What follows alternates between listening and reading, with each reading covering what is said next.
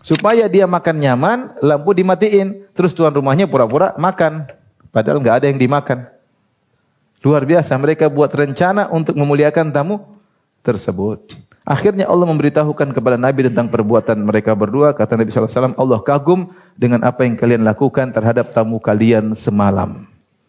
Di antaranya turunlah firman Allah, wa yu'thiruna ala anfusihim walau kana bihim khassasah. Mereka mendahulukan saudara mereka meskipun mereka sendiri dalam kondisi memiliki kebutuhan mendesak.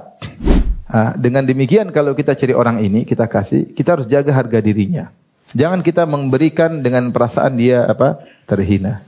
Kita kasih dia, maaf ini sedikit yang bisa saya bantu. Sehingga, ini cukuplah buat kamu. Ini jangan gitulah. Maksudnya, jangan membuat dia terhina. Dan jangan terlalu, bukan berarti kalau kita bantu dia, kemudian kita harus tahu segala urusannya. Emang kamu kenapa? Kamu ngapain sih? Kamu bisa bikin kayak gini? Kamu nggak usah. Jibril Radio, 24 jam non-stop, dengerin kajian tanpa ribet. Oleh karena disebut dalam riwayat ada seorang sahabat yang ketika dia berbuat baik kepada tawanan, dia bawa roti dan bawa korma. Bahkan dia malah memberikan roti kepada tawanan tersebut sampai tawanan tersebut enggak enak untuk memakannya. Kenapa? Karena roti lebih enak daripada korma. Dia statusnya sebagai tawanan malah dikasih roti oleh yang menawan. Ini di antara dalil bahwasanya boleh berbuat baik kepada non muslim. Demikian juga firman Allah Subhanahu wa taala, la yanhakumullahu 'anil ladzina lam yuqatilukum fid din wa lam yukhrijukum min diyarikum an tabarruhum wa tuqsitu ilaihim. Allah tidak melarang kalian untuk berbuat baik dan berbuat adil kepada orang-orang non-muslim, orang kafir yang tidak memerangi agama kalian dan tidak mengusir kalian dari negeri kalian. Allah tidak melarang. Oleh karenanya ini menunjukkan bagaimana mulianya agama ini.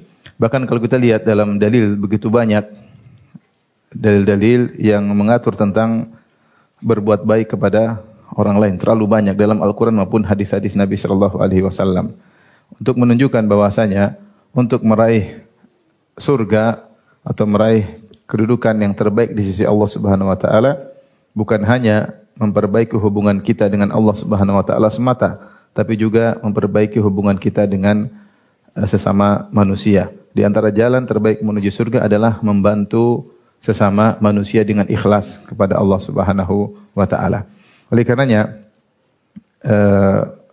Rasulullah SAW bersabda, khairukum li ahlihi. Sebaik-baik kalian khairukum anfa'ukum linnas. Sebaik-baik kalian adalah yang paling bermanfaat bagi masyarakat. Ya. Khairukum anfa'ukum linnas. Sebaik-baik kalian adalah yang paling bermanfaat bagi masyarakat. Maka seorang berusaha mengerahkan kemampuannya untuk berbuat baik kepada orang di sekelilingnya. Ya, untuk memiliki nilai sosial yang tinggi dalam hatinya sehingga dia termotivasi untuk berbuat baik kepada orang lain. Demikian juga Rasulullah SAW bersabda, wa ahabbul a'mali ilallah, dan amalan yang paling dicintai oleh Allah Subhanahu wa taala sururun tudkhiluhu fi qalbil muslim, yaitu rasa bahagia yang kau masukkan dalam hati seorang muslim, itu memberi kebahagiaan kepada orang lain. Au tatruda anhu ju'an, atau kau hilangkan rasa laparnya. Au taqdiya anhu dainan, atau kau lunaskan hutangnya. Au takshifa anhu kurbatan, atau kau hilangkan penderitaannya. Oleh karenanya para ulama mengatakan bahwasanya al-ibadat al-muta'addiyah khairun minal ibadatin naqisah. Ibadah yang manfaatnya tidak terbatas pada pelakunya saja tapi sampai kepada orang lain itu lebih dicintai oleh Allah daripada ibadah yang qasirah, yang terbatas pada diri seseorang. Ibadah yang bermanfaat sampai pada orang lain itu lebih disukai oleh Allah daripada ibadah yang terbatas untuk diri sendiri. Makanya Rasulullah SAW bersabda, la an amshiya ma'a akhin li fi hajatihi ahabbu ilayya min an a'takifa fi hadzal masjid syahran. Aku berjalan menemani saudaraku untuk memenuhi kebutuhannya lebih aku sukai daripada aku iktikaf di Masjid Nabawi selama sebulan. Kenapa? Kalau iktikaf terkait dengan diri sendiri, tetapi kalau memenuhi kebutuhan orang lain terkait dengan orang lain, itu ibadah yang sangat dicintai oleh Allah Subhanahu wa taala. Oleh karenanya di antara ciri Nabi Isa alaihissalam Allah sebutkan Nabi setelah Nabi yang berkah. Ketika Nabi Isa berbicara di antara mukjizatnya, dia berbicara sementara masih digendong, masih kecil. Kata Nabi Isa alaihissalam, Inni Abdullah ataniyal kitab wa ja'alani nabiyya wa ja'alani mubarakan aina ma kuntu. Sungguhnya aku adalah hamba Allah. Allah jadikan aku sebagai seorang nabi. Allah menjadikan aku berkah dimanapun aku berada. Para ahli tafsir ketika menafsirkan kenapa Nabi Isa disebut manusia yang berkah, kembali kepada dua tafsiran. Yang dua tafsiran ini maknanya adalah memberi manfaat kepada orang lain. Tafsiran pertama disebutkan kana mualliman lil khair. Beliau adalah Isa alaihissalam seorang yang selalu mengajarkan kebaikan. Dimanapun dia berada, beliau kasih nasihat. Dimanapun beliau berada, beliau kasih nasihat. Ya. Sebagian ulama ketika menyebut ayat ini, mereka ingat tentang Syekh Ibnu Baz rahimahullahu taala. Di mana Syekh bin Baz rahimahullahu taala begitu semangat untuk memberi manfaat kepada orang lain. Sampai ketika haji, beliau tidak berhenti angkat telepon. Sebagian Syekh cerita sama saya ya. Kita melihat Syekh bin Baz, kita sampai seakan-akan kasihan lihat beliau tidak berhenti jawab fatwa. Orang lagi butuh. Sehingga beliau kadang angkat telepon. Sehingga menghabiskan waktunya untuk mengajarkan kebaikan kepada masyarakat. Karena itu sangat bermanfaat. Bayangkan orang punya masalah, kemudian dia ingin nanya.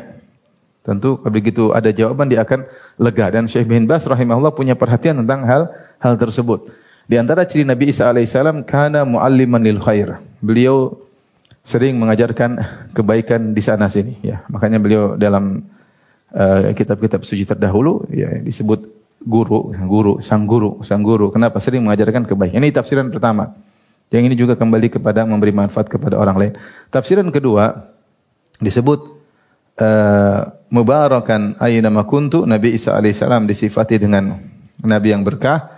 Karena qaddaan li hawaijin nas. Beliau adalah orang yang sering memenuhi hajat-hajat manusia. Yaitu beliau sering menemani, membantu dengan apa yang bisa beliau bantu. Membantu murid-muridnya, membantu masyarakat yang beliau bisa lakukan. Maka beliau disebut nabi yang penuh dengan keberkahan karena selalu membantu orang lain. Demikian juga Nabi SAW mensifati seorang mukmin dengan mukmin yang berkah. Dalam satu hadis kata Rasulullah SAW, Inna minasyajari lama barakatuhu ka barakatil muslim. Rasulullah pernah kasih teka-teki kepada para sahabat. Sungguhnya di antara pohon-pohon, ada pohon yang keberkahannya seperti seorang muslim. Gabarkanlah kepadaku pohon apakah itu. Maka Ibnu Umar yang meriwayatkan hadis ini berkata, fa zahaban nasu ila syajaril bawadi. Maka orang-orang menyangka pohon tersebut pohon yang aneh-aneh. Maka pikiran mereka pergi ke lembah ini, lembah anu, pohon ini. Ternyata yang dimaksud oleh Nabi adalah pohon apa? Korma. Pohon korma, yang pohon yang sering mereka lihat dan buahnya sering mereka makan. Dikira teka-tekinya susah, padahal teka-tekinya apa? Gampang. Waktu itu Ibnu Umar mengatakan, fa waqa'a fi qalbi annaha nakhlah. Dalam hatiku itu adalah pohon korma. Tapi fara'aitu Abu Bakr wa Umar lam yatakallama. Tapi aku lihat Abu Bakar dan Umar tidak ngomong. Tidak menjawab. Fa idza ana asgharul qaum. Ternyata aku yang paling kecil yang hadir. Maka Ibnu Umar dengan penuh adab tidak ingin menjawab. Padahal dia tahu dalam hatinya jawabannya pohon korma. Ketika sebagian sahabat salah jawab, akhirnya Rasulullah SAW mengabarkan pohon tersebut adalah pohon korma. Nah, kenapa pohon korma keberkahannya sama dengan keberkahan seorang muslim? Karena pohon korma dari pangkal sampai ujung semuanya bermanfaat. Terutama dalam kehidupan di zaman Nabi atau kira-kira 100 tahun yang lalu. Pohon korma dari ujung sampai pangkal semuanya bermanfaat. Tidak ada bagian dari pohon korma yang terbuang. Semuanya bermanfaat. Semuanya bermanfaat ya. Dari idhiknya, dari jiziknya, dari karonifnya, dari semuanya ya. Jaridahnya, dari leafnya, dari istilah-istilah korma. Antum nggak tahu kan? Antum tahunya rutab sama korma. Bahkan bijinya bermanfaat. Semuanya bermanfaat. Semuanya bermanfaat. Dari ujung sampai ujung semua bermanfaat. Batangnya, daunnya, yang buat ininya, serabutnya, jaridahnya, daunnya, semuanya bermanfaat. Sampai bijinya juga bermanfaat. Ya, dibuat makan untuk apa? hewan untuk onta. Sampai di Indonesia ada yang lebih hebat daripada di Arab Saudi, dibuat kopi herbal. Kopi korma. Kopi biji apa? Korma. Allah alam itu herbal atau bukan, saya nggak tahu. Tapi kalau di sana biji korma dimakan oleh onta. Maksud saya, Nabi ingin menjelaskan bahwasanya seorang mukmin harusnya demikian. Dimanapun dia berada, dia sosial, bermanfaat bagi orang di sekelilingnya, agar dia menjadi berkah dan dia menjadi bermanfaat bagi yang lainnya. Oleh karena kalau kita lihat dalil-dalil dari Al-Quran maupun Sunnah Nabi SAW, terlalu banyak dalil yang menjelaskan tentang keutamaan membantu orang lain. Saya bacakan dalilnya. Di antaranya misalnya dalam surat An-Nisa ayat 114. Kata Allah Subhanahu wa taala, la khaira fi katsirin min najwahum illa man amara bi shadaqatin aw ma'rufin aw islahin bainan nas. Wa may yaf'al dzalika ibtigha'a mardatillahi fasawfa nu'tihi ajran 'azima. Kata Allah, tidak ada kebaikan pada kebanyakan bisikan-bisikan. Banyak orang bisik-bisik rata-rata enggak beres. Kadang-kadang bisik-bisik ada rahasia, kadang-kadang gibah, kadang-kadang namimah, kadang-kadang rencana buruk, kadang-kadang makar. Tetapi bisik-bisik ada yang bermanfaat. Illa man amara bi shadaqatin. Kecuali orang yang menyuruh untuk bersedekah. Baik, sedekah beri manfaat kepada orang lain atau tidak? Au ma'rufin, atau menyuruh kepada kebaikan, menyuruh melakukan kebaikan, sedekah atau kebaikan yang lainnya. Kebaikan tidak terbatas pada sedekah saja, banyak kebaikan-kebaikan yang lainnya. Au islahim bainan nas, bisik-bisik untuk mendamaikan orang yang bersengketa. Wa may yaf'al dzalika ibtigha'a mardatillah, siapa yang melakukan ini semua, menyuruh untuk bersedekah, melakukan kebajikan untuk mendamaikan sama manusia, dengan mencari ridha Allah Subhanahu wa taala, fasawfa nu'tihi ajran 'azima. Sungguh kami akan memberikan kepadanya ganjaran yang besar. Di sini ayat mengisyaratkan bahwasanya ibadah muta'addiyah, yaitu ibadah yang bermanfaat bagi orang lain seperti sedekah, ma'ruf, kata-kata yang baik, mendamaikan di antara orang yang bersengketa, ini pahalanya besar. Dengan syarat harus mencari ridha Allah. Karena Allah berfirman, "Wa may yaf'al dzalika ibtigha'a mardatillah", siapa yang melakukannya karena mengharap ridha Allah, fasawfa nu'tihi ajran 'azima, sungguh kami akan berikan kepadanya ganjaran yang besar. Ini contoh. Contoh lagi Allah berfirman, "Wa qulu lin-nasi husna", ucapkanlah kata-kata yang baik kepada masyarakat secara umum. Masyarakat secara umum, syariat menyuruh untuk berkata-kata yang baik, tidak menyinggung orang, tidak nyelekit, tidak nyinyir, tidak merendahkan orang lain. Bahkan Allah berkata, wa qul li ibadi yaqulu allati hiya ahsan inna syaitana yanzagu bainahum, katakanlah kepada hamba-hambaku untuk mengucapkan kata-kata yang terbaik. Yaqulu allati hiya ahsan. Kalau ada kata-kata yang baik, coba dia pilih mana yang terbaik di antara ungkapan-ungkapan ini. Bukan sebaliknya, cari ungkapan yang paling nyelekit. Cari ungkapan yang paling nyinyir, cari ungkapan yang paling merendahkan. Syariat tidak menyuruh demikian. Syariat menyuruh ungkapan yang terbaik. Kenapa? Inna syaitanan yanzagu bainahum, karena syaitan mengadu domba di antara manusia. Maka jangan terjebak dengan keinginan syaitan. Syaitan ingin mengadu domba. Bahkan kau tidak disuruh memilih kata yang baik saja, bahkan pilih kata yang terbaik. Ya. Makanya Rasulullah SAW berkata, wal kalimatu thayyibatu sadaqah, kata-kata yang baik adalah sedekah. Dan itu adalah bentuk berbuat baik kepada orang lain. Mengucapkan kata-kata yang baik, menenteramkan hatinya, menyenangkan hatinya. Makanya penghuni surga mereka begitu semangat untuk berbicara di antara mereka. Kata Allah, fa aqbala ba'dhum ala ba'dhin yatasaalun. Mereka saling berhadap-hadapan, saling bertanya di antara mereka. Ya. Ala sururin mutaqabilin. Mereka di atas dipan-dipan saling berhadap-hadapan. Kenapa? Karena mereka senang berbicara dengan kawannya di surga. Tidak ada kata-kata yang keluar dari kawannya, kata-kata yang nyelekit, yang nyinyir, yang merendahkan, menunjukkan kesombongan. Tidak ada sama sekali. Sehingga ketika mereka ngobrol, mereka bahagia. Bahkan mereka ngobrol sambil berhadap-hadapan. Tapi kalau lawan bicara kita menjengkelkan, kan kita ngobrol sambil main HP. Iya kan? Menjengkelkan, kita malas dengar dia. Atau dia merendahkan kita, dia yang main HP, tidak lihat kita. Ya enggak? Jengkel enggak kalau kita ngobrol sama orang terus orangnya main HP melulu? Jengkel enggak? Jengkel, apalagi kalau itu istri kita. Jengkel kan? Kenapa? Ketika kita ngobrol dia tidak perhatian, berarti tidak menghargai kita. Nah, di antara bentuk berbuat baik sama orang, kita berkata-kata yang baik. Menghargai dia juga manusia seperti kita, dia juga mau berbicara, kita dengar, ya, seperti itu. Ini diatur dalam syariat.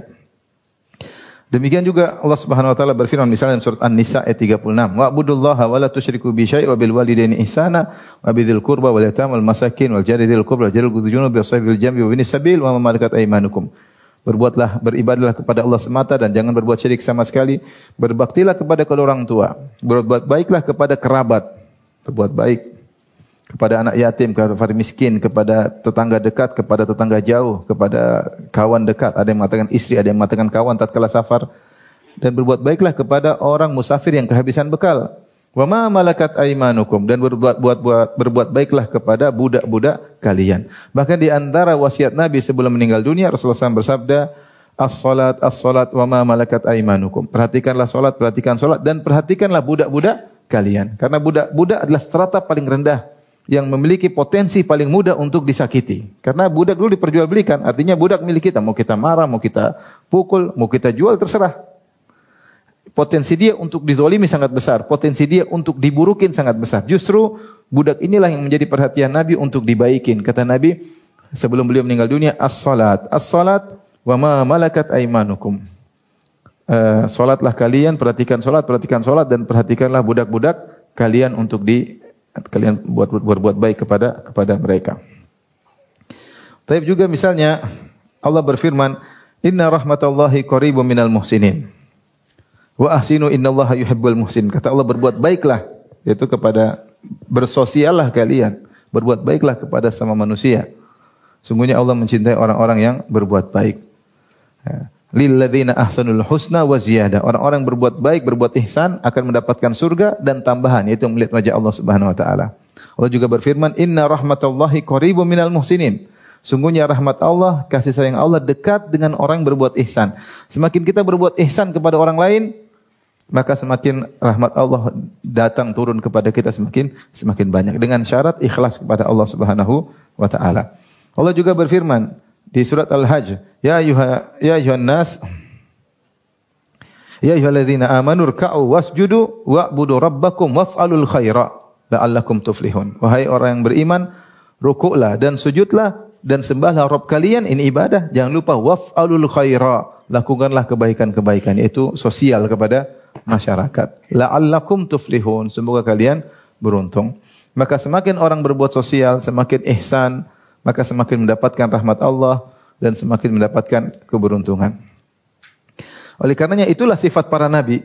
Sifat para nabi, mereka begitu peka terhadap sekitar mereka. Mereka begitu peduli kepada orang-orang yang susah di sekitar mereka. Sebagai contoh Allah sebutkan tentang Nabi Musa alaihissalam. Nabi Musa alaihissalam ketika kabur dari Mesir kemudian ke Madian. Ketika Nabi Musa alaihissalam kabur dari Mesir, dia tidak persiapan, ya. Ada yang menasihati dia mengatakan, innal mal'a ya'tamiruna bika liyaqtuluka fakhruj inni laka minan nasihin. Wahai Musa, Fir'aun dan pengikutnya semua sudah berkumpul membuat makar untuk membunuhmu. Maka keluarlah kau dari Mesir, aku nasihati engkau. Fakharaja minha khaifan yataraqab. Maka dia pun keluar dengan ketakutan tanpa bawa bekal. Karena dia harus kabur ketika itu. Dan dia berjalan dari Mesir menuju Madian, itu sangat jauh. Sangat jauh. Kalau di peta itu jauh ya.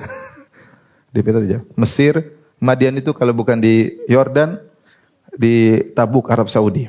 Mesir ke Yordan jauh, Mesir ke Arab Saudi juga apa? Jauh. Karena khilaf di kalangan para ulama di mana lokasi Madian. Ada yang mengatakan di Yordan, ada yang mengatakan di Tabuk, di kota Bida.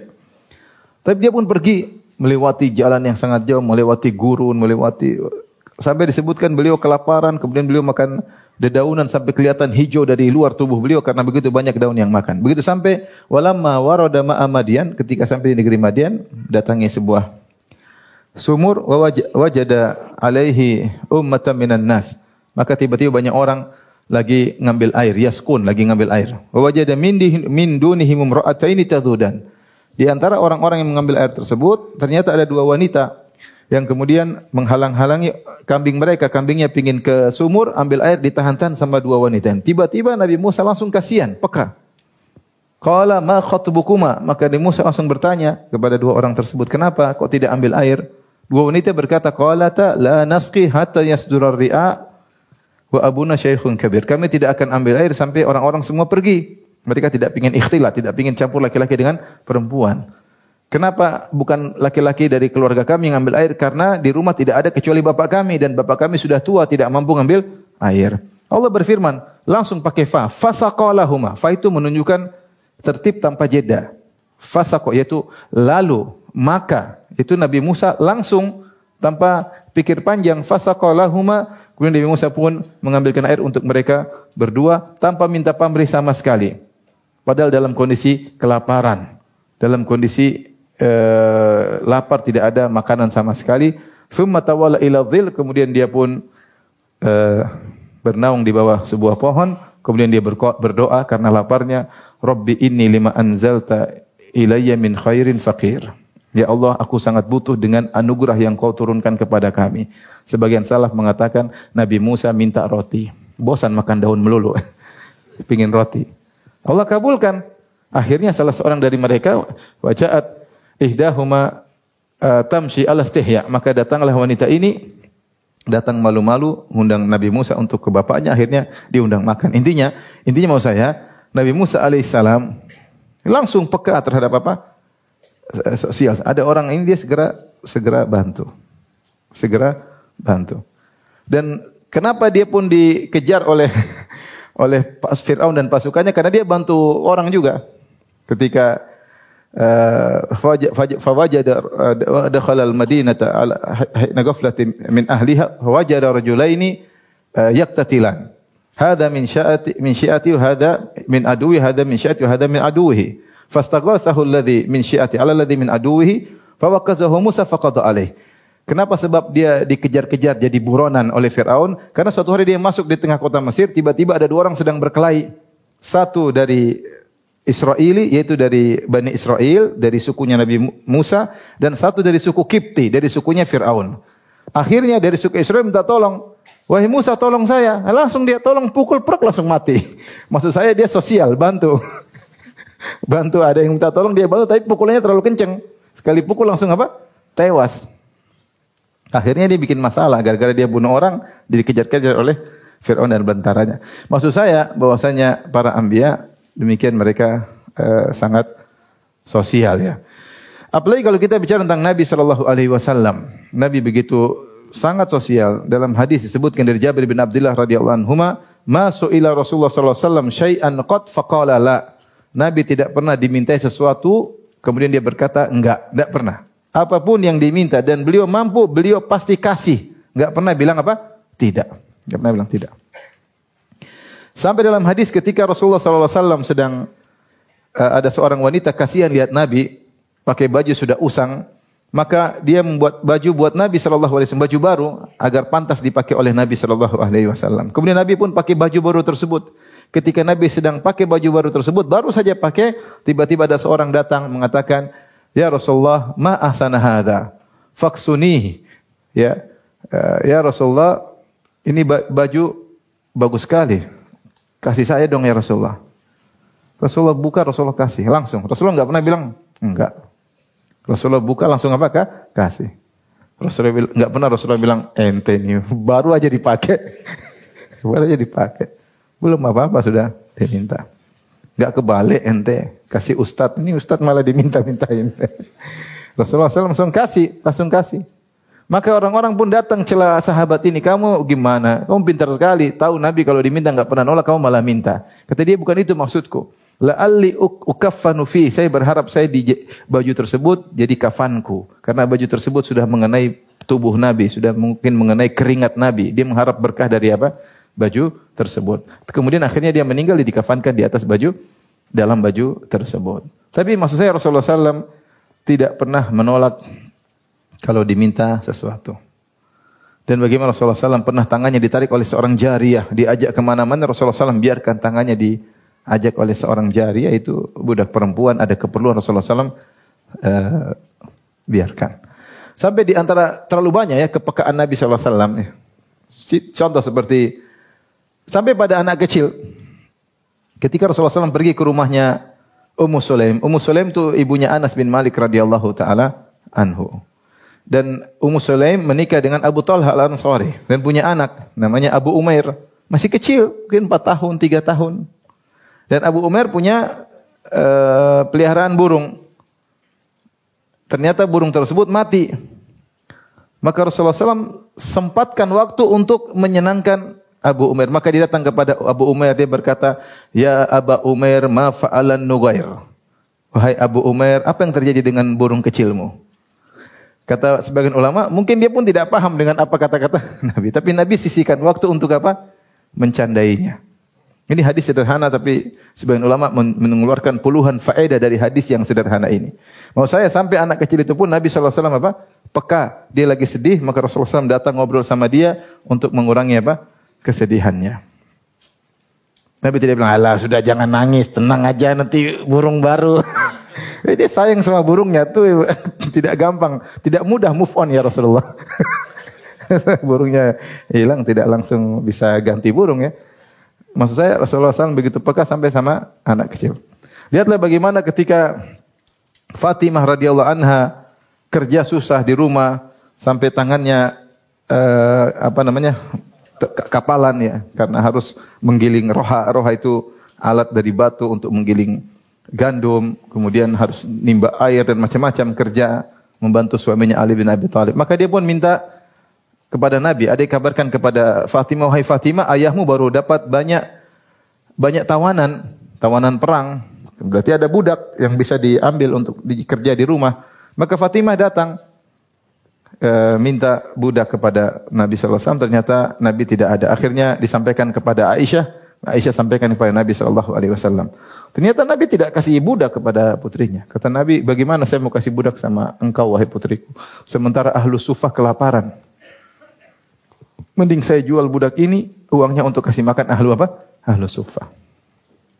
Sampai begitu sosialnya Nabi sallallahu alaihi wasallam. Artinya terlalu banyak dalil tentang sosial Nabi sallallahu alaihi wasallam. Makanya di antara mukjizat Nabi disebutnya oleh Ar-Razi dalam Arba'in, dan ini menakjubkan, di antara mukjizat Nabi sallallahu alaihi wasallam, Nabi hidup zuhud seumur hidupnya.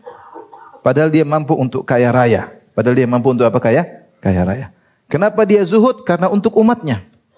Karena untuk umatnya. Tadi Fatimah minta pembantu, dia tidak kasih. Mending kata dia untuk orang-orang apa di Ahlus Sufa yang miskin. Kalau Nabi terkadang kaya, terkadang miskin, ya mungkin sesekali kaya, sering miskinnya. Nabi tidak pernah kaya sama sekali. Selalu zuhud maksud saya. Dia kaya tapi dia selalu apa? Nyumbang. Tidak pernah dia, maksudnya bukan salah. Nabi tidak pernah bermewah-mewah sedikit pun, tidak pernah. Seumur hidupnya puluhan tahun zuhud, dan itu di antara mukjizat Nabi sallallahu alaihi wasallam. Kalau seandainya Muhammad mencari dunia, dia pasti senang-senang sebagian waktu. Tapi seumur hidup dia tidak pernah senang-senang.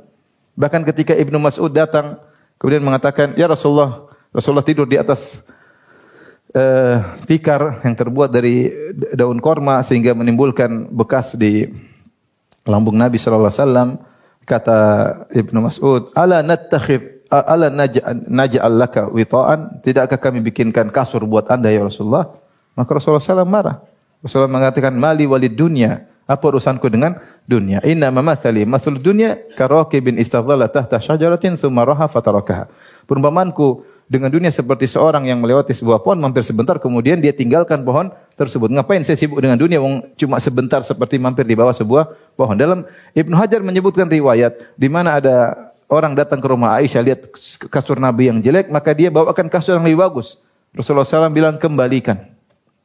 Kalau saya mau dunia, saya bisa kembalikan. Rasulullah tidak mau. Dan Rasulullah SAW zuhud bukan apa? Supaya hartanya biasa dibagikan kepada yang lain. Sosial. Karena sosial Nabi yang tinggi sehingga beliau tidak mau hidup nyaman-nyaman, berlebihan karena untuk sosial.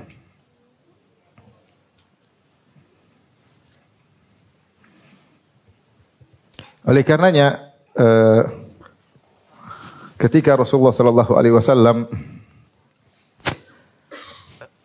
dapat wahyu di Gua Hira, kemudian Rasulullah sallallahu alaihi wasallam ketakutan, ada sosok yang luar biasa, malaikat Jibril datang lalu memeluknya. Rasulullah orangnya kuat, tapi ternyata dipeluk oleh malaikat Jibril. Rasulullah SAW tidak bisa berkutik, hatta balagha minnil jahd, sampai Rasulullah susah bernapas.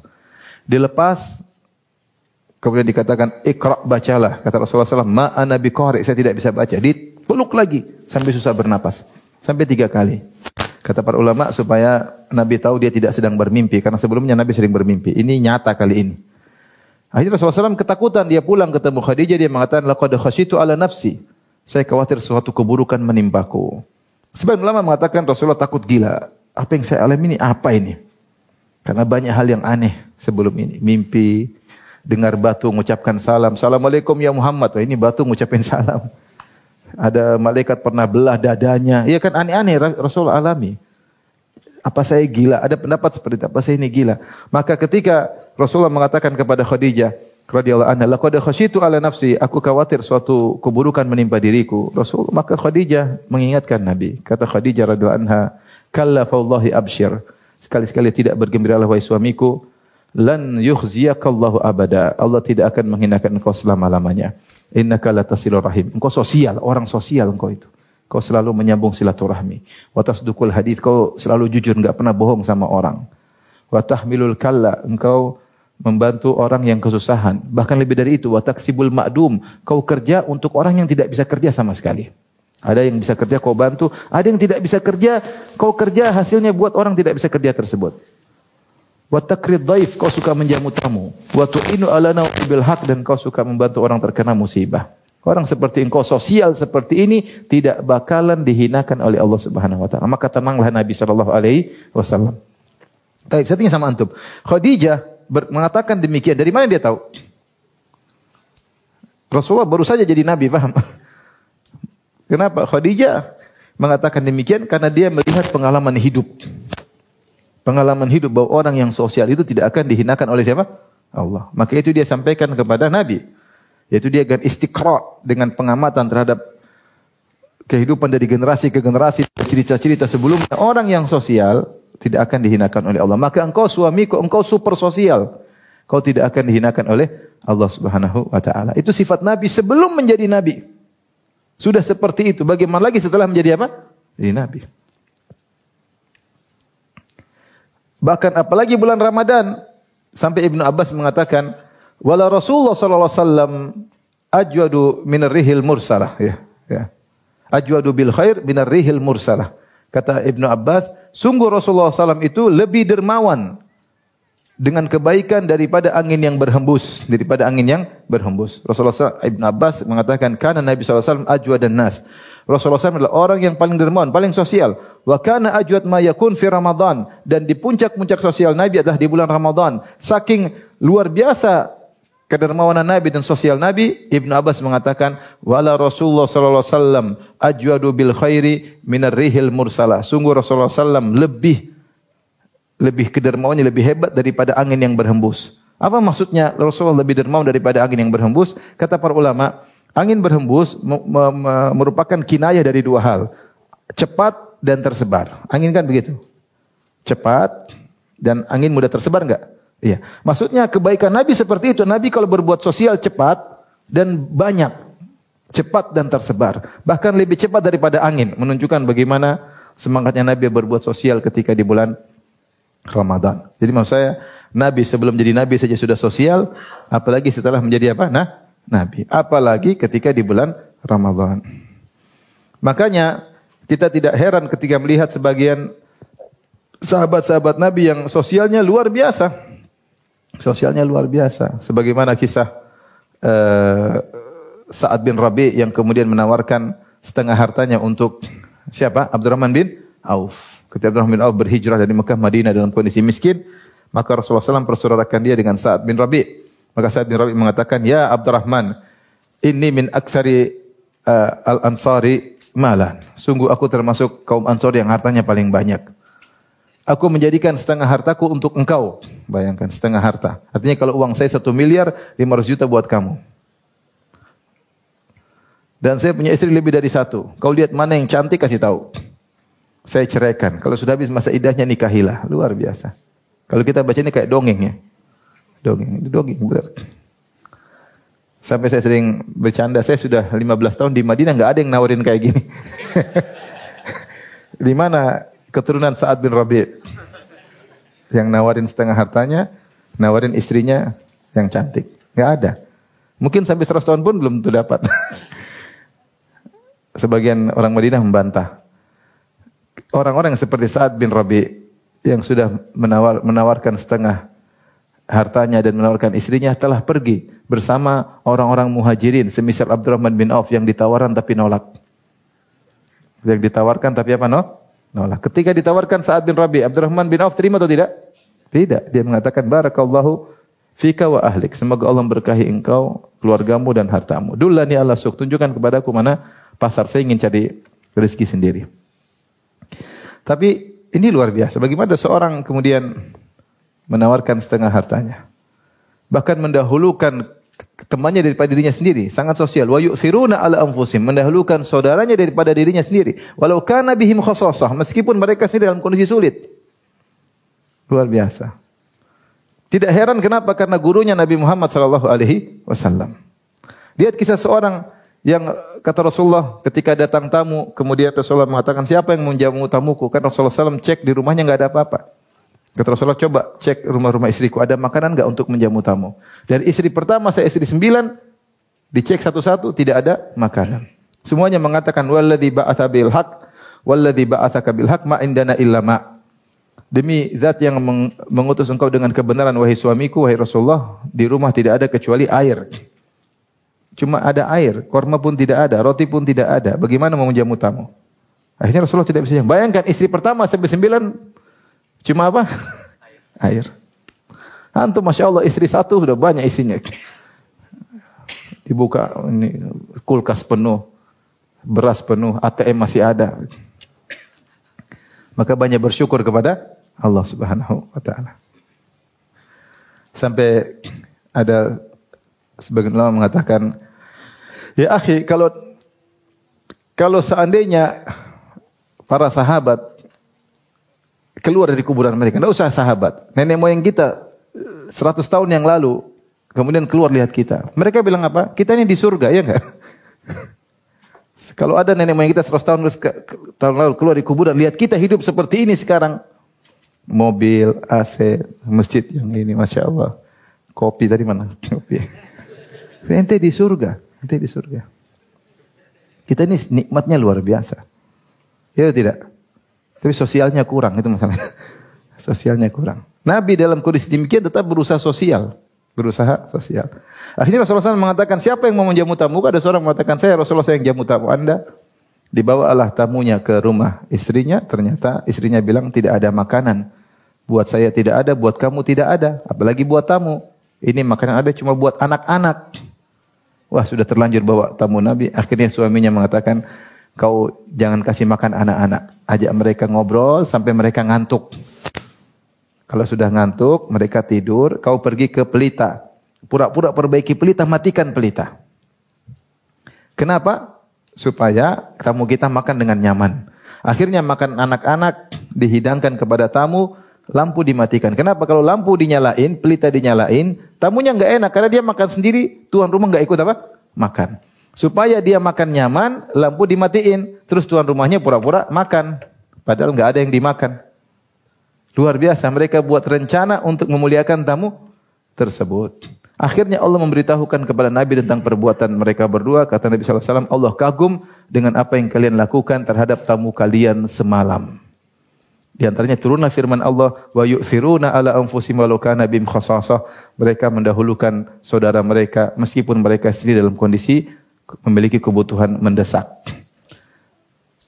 Ini kenapa? Karena mereka adalah murid-murid Nabi sallallahu alaihi wasallam. Dan orang ini setelah memberi makan kepada tamunya tidak keluar-keluar cerita di orang, tidak upload status. Paham? Tidak upload status. Allah yang kasih tahu sama Nabi. Kalau Allah tidak kasih sama dia, Nabi tidak tahu. Ya sudah selesai begitu saja. Bukan seperti sebagian kita baru melakukan sedikit kebaikan sudah di-upload. Biar satu dunia tahu. Waliyadzubillah. Maka seorang berbuat baik sosial tapi karena Allah Subhanahu wa taala. Kalau tidak maka sia-sia. Lihatlah Abu Bakar As-Siddiq mensedekahkan seluruh hartanya. Bayangkan seluruh hartanya. Ini menakjubkan sekali. Bagaimana Abu Bakar As-Siddiq bisa menyumbangkan seluruh hartanya? Bahkan ketika dia menyumbangkan seluruh hartanya, istrinya, anak-anaknya semua setuju. Ketika Abu Bakar As-Siddiq menyumbangkan seluruh hartanya, ketika Rasulullah SAW berhijrah, Maka datang ayahnya Abu Bakar As-Siddiq, Abu Quhafah. Waktu itu masih musyrik karena dia masuk Islam nanti ketika Fatu Makkah 8 Hijriah. Dia masih musyrik dan dalam kondisi buta. Maka dia pun mencela Asma, putri Abu Bakar. Gimana sih ayah kalian? Masa pergi tidak meninggalkan? Adakah harta ditinggalkan buat kalian? Sudah tidak ada, habis semua untuk hijrah. Maka Asma mengambil batu, dia lilit dengan kain, kemudian dia taruh di tempat harta. Dia bilang, kakek ini ada kakek pegang dikira emas, ternyata apa? Batu. Maksud saya Asma mendukung perbuatan apa? Bapaknya. Berarti Abu Bakar As-Siddiq sukses dalam mendidik anak istrinya. Coba kalau antum ingin menyumbangkan seluruh harta antum, yang pertama negur siapa? Istri antum. Belum anak-anak, Abi yang benar aja, Bi. Tapi Abu Bakar As-Siddiq sukses dalam mendidik anak istrinya sehingga ketika dia menyumbangkan seluruh hartanya, anak istrinya malah mendukung. Kita belum iman tidak sampai seperti itu. Iman kita tidak sampai seperti itu, iman istri kita, anak-anak kita tidak sampai seperti itu. Tapi maksud saya, kenapa kita heran lihat Abu Bakar radhiyallahu anhu tapi keheranan kita hilang kalau kita tahu ternyata gurunya siapa? Nabi Muhammad sallallahu alaihi wasallam. Jadi inilah terlalu banyak ayat yang menunjukkan bahwasanya Islam mengajarkan sosial. Dan Abu Bakar masyhur dengan kedermawanannya. Makanya ketika Abu Bakar As-Siddiq mau pergi meninggalkan Mekah untuk pergi ke tempat lain untuk beribadah, maka dia ditegur oleh seorang musyrik dari kabilah namanya Ibnu Dugunnah. Dia berkata, "Wahai Abu Bakar, kenapa kau tinggalkan Mekah?" Kata dia, orang-orang melarangku untuk beribadah di Mekah. Kata Ibnu Dugunnah, dia orang musyrik tapi bukan Quraisy, dari kabilah yang lain. Dia berkata, "Misluka la yakhruj wa la yukhraj." Orang seperti Anda wahai Abu Bakar tidak pantas untuk keluar dari negerinya dan tidak boleh diusir dari negerinya. Kenapa? Innaka latasilur rahim, kau suka menyambung silaturahmi, kau sering jujur, kau suka mengundang tamu, memuliakan tamu, kau suka membantu orang yang susah, seperti sifat-sifat Nabi. Seperti kau tidak pantas untuk diusir. Saya jadi jaminan. Pulang ke Mekah saya jadi jaminan. Maka Ibnu Dugunnah pun datang ke Mekah. Dia mengatakan jangan larang Abu Bakar. Saya jaminannya. Tapi intinya dia bahwasanya Abu Bakar As-Siddiq dengan sifat yang sosial masyhur terkenal sampai musuh pun mengenal bagaimana sosialnya Abu Bakar As-Siddiq radhiyallahu taala anhu.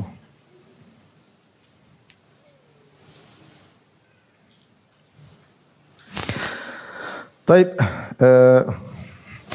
Dan alhamdulillah Islam juga namanya zakat, bagaimana suatu aturan dengan begitu detailnya. Saya rasa tidak ada di agama lain yang punya aturan sistem zakat yang begitu detail. Detail sekian tanpa mendolimi pemilik harta, ya, diambil tidak ada sebagian diambil, sisanya dikembalikan kepada sang pemilik harta. Menunjukkan sosial agar harta tersebut ada yang wajib diberikan kepada orang yang membutuhkan. Tapi ikhwan dan akhwat yang dirahmati Allah Subhanahu wa taala, di akhir pembahasan kita saya ingin menyampaikan hendaknya kita sosial dengan ada adab-adab yang perlu kita perhatikan, adab-adab ketika kita melakukan sosial kepada orang lain ya. Di antaranya berbuat baik kepada orang lain bisa dengan tenaga, bisa dengan ide, kata-kata yang baik, bisa dengan harta. Tidak selalu dengan apa? Harta. Terkadang kita berbuat dengan orang lain cukup dengan mendengarkan keluh kesahnya. Dia berkeluh kesah, dengar aja. Dengar, kasih komentar sedikit, sabar ya. Cuma itu, iya, saya nggak punya duit. Sabar ya. Itu sudah melegakan dirinya. Namanya dia minum kopi, dia plong, tapi dia plong. Sabar ya, insya Allah. Kasih nasihat sedikit. Namanya musibah. Siapa sih tidak musibah? Jangan berharap hidup ini kita tidak dikasih musibah. Manusia terbaik aja Nabi musibahnya apa? Banyak. Lebih baik kamu atau Nabi? Kamu sama Nabi Nuh baikan mana? Dan Nabi Nuh saja apa? Banyak apa? Musibahnya. Semua Nabi diuji, diusir, dihina, dilempar, ada yang dibunuh. Terus kita nggak ada musibah. Pasti kenapa? Musibah. Dengan mendengarkan curhatan dia saja, ini adalah berbuat baik kepada dia. Pilih kata-kata yang baik, jangan buat dia semakin drop, semakin down, kasih semangat, sudah merupakan berbuat baik kepada seorang. Demikian juga di antara berbuat baik, kalau kita dengar saudara kita telepon. Gimana kabar, apa yang bisa saya bantu, bagaimana. Kasih senang hatinya, menunjukkan kita perhatian. Ini juga merupakan bentuk berbuat baik kepada orang lain. Di antara bentuk berbuat berbaik kepada orang lain seperti kasih ide yang baik. Menurut saya begini. Kita niatkan ingin berbuat baik sama dia dengan ide kita. Sampaikan aja, dia dengar nggak ada masalah. Ini antara berbuat baik kepada orang lain. Rasulullah mengatakan wal kalimatu thayyibatu shadaqah. Kata-kata yang baik adalah sedekah. Betapa banyak ide ternyata menyelesaikan banyak permasalahan. Ide sederhana ternyata menyelesaikan banyak permasalahan. Kemudian di antara berbuat baik adalah dengan menyisihkan waktu kita, tenaga kita, seperti kata Nabi sallallahu alaihi wasallam, la an amshiya ma'a akhin li fi hajatihi ahabbu ilayya min an a'takifa fi hadzal masjid syahran. Saya berjalan menemani saudaraku untuk memenuhi hajatnya lebih saya sukai daripada iktikaf di Masjid Nabawi selama sebulan. Terkadang kita menemani kawan, ayo kita jalan bareng, temani dia di perjalanan. Ini saatnya kita praktekkan ilmu kita. Kita ilmu sudah nutut ilmu, ada saatnya kita temani kawan. Yang bilang, buang-buang waktu, mending saya ngaji. Enggak, kamu ngaji selama ini waktu prakteknya, paham? Dan bilang, saya mau ikut pengajian ya. Afwan. Enggak. Justru kamu ngaji selama ini, inilah prakteknya. Mana bukti ngajimu selama ini? Kawan ada butuh, keperluan mendesak, temani. Saya masih ingat dulu saya waktu di Madinah ya. Waktu itu intinya saya harus safar. Saya bilang sama kawan, saya butuh safar. Teman saya tersebut polisi dan intel. Subhanallah, dia bilang nanti saya temani Firanda. Kemudian dia pakai mobil Camry waktu itu. Dia yang nyetir. Kemudian kita jalan sampai ke Jeddah. Subhanallah. Kemudian dia siapkan penginapan, dia telepon kakaknya. Kemudian dia siapkan makanan. Saya itu enggak punya apa-apa. Masih mahasiswa, masih miskin. Berhak menerima zakat ketika itu. Subhanallah, saya pikir ini orang, Masya Allah. Saya tidak pernah berbuat sama dia. Saya tidak kenal dia kecuali di Masjid Nabawi. Tiba-tiba saya kaget dia nawarkan seperti, saya pikir dia main-main, ternyata beneran. Dia datang jemput saya, naik mobil, kita pergi ke Jeddah, semua bensin, semua dia yang tanggung. Sampai sana tidur di rumah saudaranya, makanan disiapkan, sampai antar pulang kembali kota Madinah. Luar biasa. Sekarang saya ketemu dia kalau saya umrah.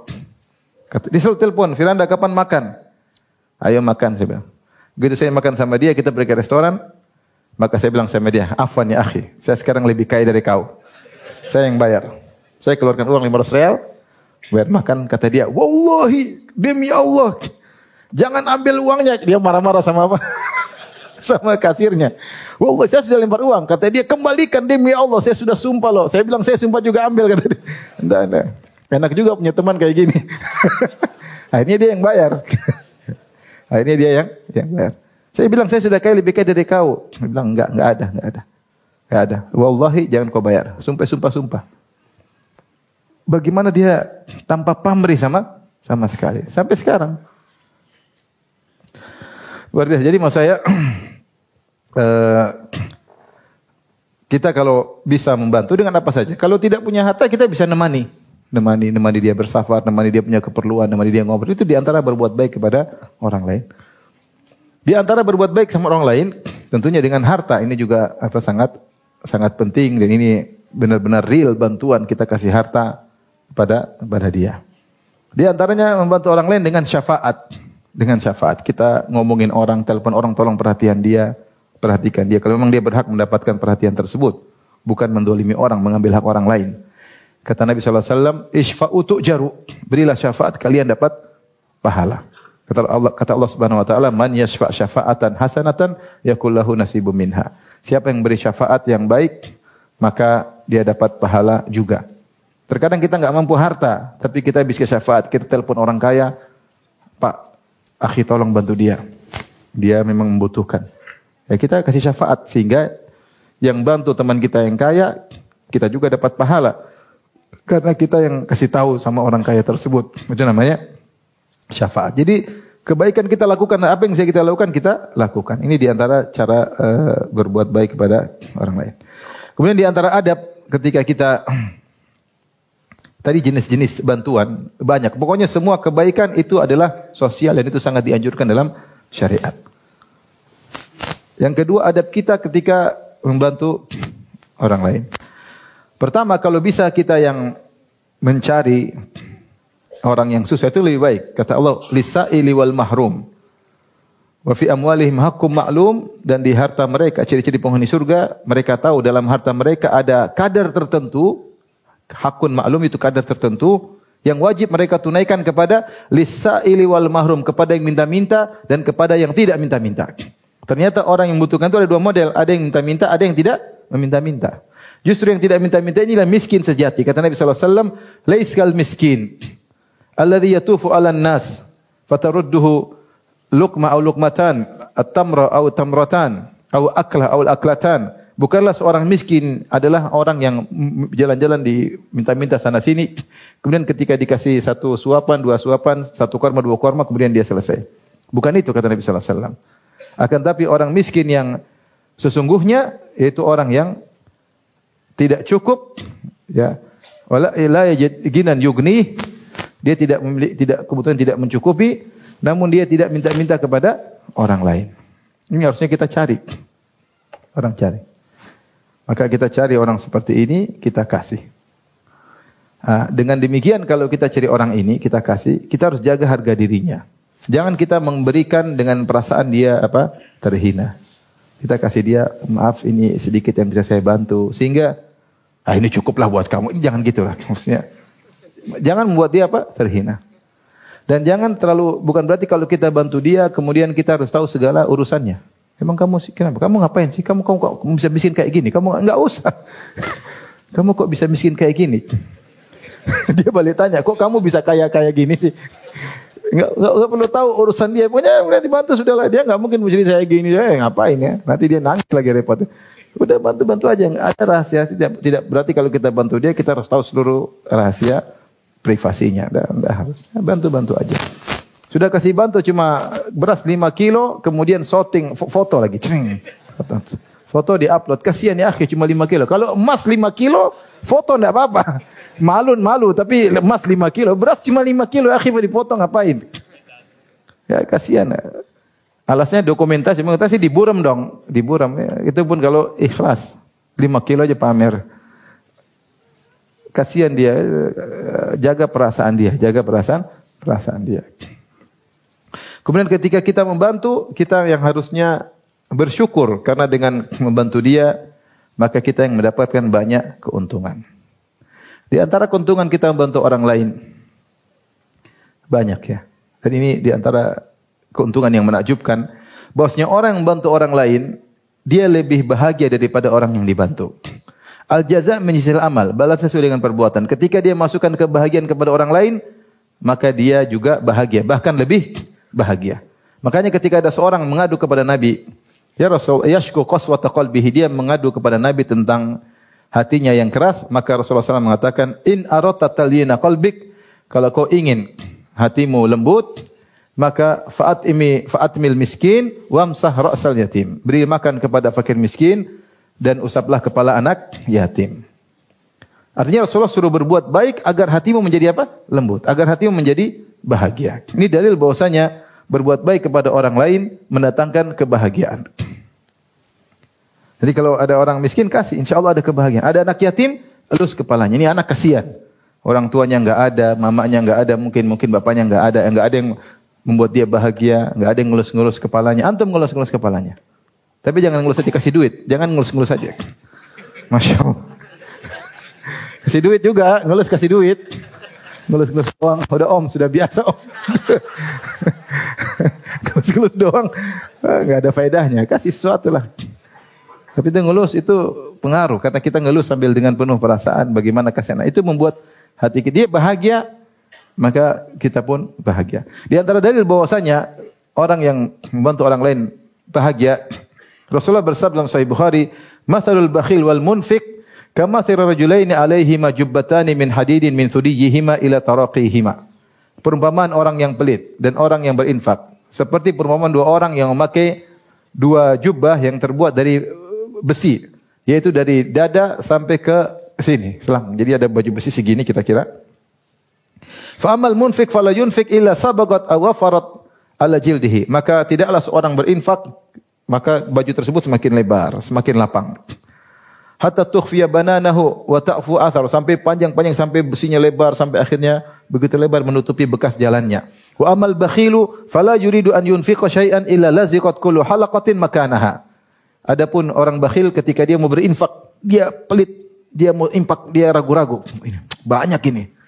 Akhirnya besi tersebut semakin menyesakkan dadanya, maka orang pelit itu tidak bahagia. Orang pelit tidak bahagia. Dan subhanallah, antum bisa baca antum bisa googling ya. Secara ilmiah bahwasanya berbuat baik kepada orang lain, sosial itu mendatangkan kebahagiaan. Mereka bahas secara ilmiah, bahkan disebut ada suatu universitas di luar negeri, entah di Inggris apa di mana. Mereka mencoba puluhan orang, 45 orang berbuat baik kepada orang. Apa efeknya? Ternyata ada efeknya. Efeknya orang-orang tersebut lebih bahagia. Kata mereka, kalau orang berbuat baik kepada orang lain, akan muncul hormon dalam tubuh yang membuat orang itu tidak stres, buat dia semangat, membuat dia itu pengaruh, dia menjadi bahagia, umurnya lebih panjang karena tidak stres, kemudian pencernaannya lebih lancar karena ada hormon yang keluar itu bermanfaat bagi tubuh. Nanti mau googling saja. Sebaliknya kalau orang stres, kemudian hidupnya susah, ya, maka akan keluar hormon yang meracuni tubuh. Saya sempat googling. Di judulnya keajaiban endorfin. Keajaiban endorfin, hormon endorfin kata mereka. Ini dikeluar ketika seorang berbuat kebaikan kemudian bahagia, maka ini bermanfaat bagi tubuhnya. Di antara manfaatnya memperkuat daya tahan tubuh, menjaga sel otak tetap muda, melawan penuaan, meningkatkan semangat, daya tahan tubuh dan kreativitas. Orang kalau dia berpikir untuk orang lain, maka otaknya jalan sehingga mengeluarkan ini. Kalaupun nggak ada ini saya tidak perlu ya. Ini saya sekedar menguatkan. Bahwasanya menurut penelitian pun demikian. Orang yang berbuat baik itu dia mikirkan kebaikan orang lain sehingga mungkin kesulitan pun dia lupakan, stresnya pun hilang dan ini manfaat untuk dia secara duniawi. Dia akan bahagia. Dia akan bahagia dan dia kemudian lebih aktif dan dia lebih kesehatannya lebih terjaga dan yang lainnya. Jadi kita berbagi kebahagiaan, suatu yang dibagi tidak habis malah bertambah adalah kebahagiaan. Suatu yang dibagi tidak habis malah bertambah adalah apa? Kebahagiaan. Dan al-jaza' misalnya balasan sesuai dengan perbuatan. Maka kalau kita berbuat baik kepada orang lain, kita akan bahagia. Dari sisi tadi kita jadi semangat, kemudian menghilangkan stres dan itu semua merusak kesehatan kita. Kemudian ketika seorang berbuat baik kepada orang lain, di antara adabnya jangan merasa al-man wal adza, jangan merasa mentang-mentang, jangan merasa saya punya jasa sama dia, jangan. Karena saya sudah jelaskan, saya sudah singgung tadi, justru dia yang banyak jasa buat kita. Dengan kita berbuat sama orang lain, kita yang lebih bahagia daripada dia. Kemudian secara duniawi, rezeki kita juga ditambah oleh Allah Subhanahu wa taala. Ketika dalam hadis riwayat Tirmizi, akhwan, ada dua orang datang menemui Nabi sallallahu alaihi wasallam, dua orang. Ahaduhuma ya'ti ila Nabi sallallahu alaihi wasallam, yang satunya belajar, nuntut ilmu di sisi Nabi, tidak punya kerjaan. Wal akhar muhtarif, yang satu kerja. Maka yang kerja ini mengeluh kepada Nabi, "Ya Rasulullah, ini adik saya atau kakak saya tidak kerja, saya yang tanggung hidupnya." Dia lapor kepada Nabi. Apa kata Nabi sallallahu alaihi wasallam? La'allaka turzaku bihi. Bisa jadi Allah kasih kau rezeki gara-gara dia. Jadi ketika kita bantu orang lain, Allah tambahkan rezeki gara-gara kita ngurusin orang ini. Di antara ini salah satu dalil yang lain. Kata Nabi sallallahu alaihi wasallam, "Inna lillahi ibadan ikhtassahum bin ni'am limanafi'il ibad." Di antara hamba-hamba Allah ada sekelompok hamba-hamba Allah yang Allah khususkan nikmat kepada mereka untuk memberi manfaat kepada orang lain. Yuqirruhum fiha ma badaluha. Allah terus mempertahankan anugerah tersebut selama mereka infakkan kepada orang yang membutuhkan. Fa idza mana'uha naza'ah minhum. Kalau mereka akhirnya pelit, Allah cabut anugerah tersebut. Fa hawwalah ila ghairihim. Maka Allah pindahkan kepada orang lain. Jadi di antara hal yang menambah harta dan memperkokoh ekonomi kita bantu orang lain, ini bicara duniawi ya. Karena Allah kasih rezeki kepada mereka lewat kita. Kalau Allah kasih langsung sama mereka, kita nggak dapat pahala. Tapi kalau Allah kasih mereka lewat kita, kita dapat apa? Pahala. Makanya saya waktu di Madinah, saya masih Syu'bah, saya ketemu dengan dosen, dia bilang, dulu ada seorang soleh, setiap dapat harta dia kasih sama orang. Sama orang.